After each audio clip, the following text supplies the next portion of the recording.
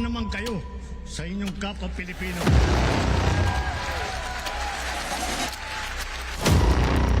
Pinastos pa nila ako.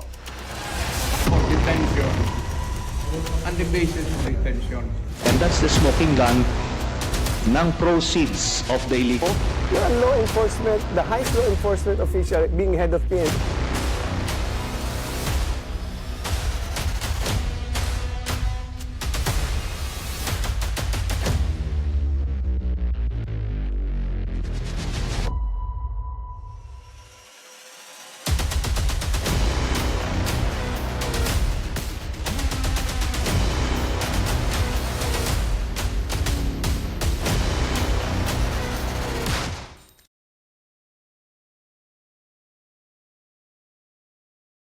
Instead of delegating it to his general. So parang gusto niya makuha yung pinakakapangyarihan ng Chinese army on his own hands.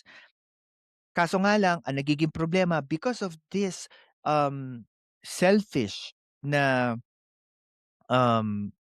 vision towards controlling the whole PLA army under his own hands, nagkakaroon ng pakunti-kunting, hindi pa kunti-kunti, unti-unti at paraming-parami mga discontent towards President Xi Jinping within the military side ng Politburo.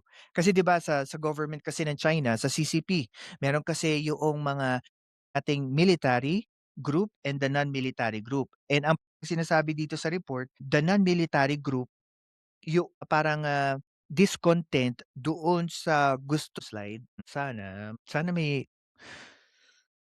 sana makita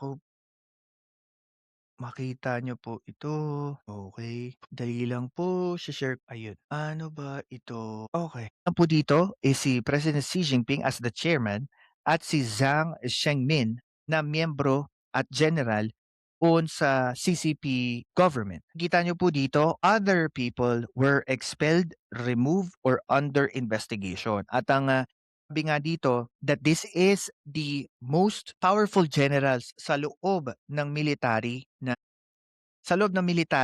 China.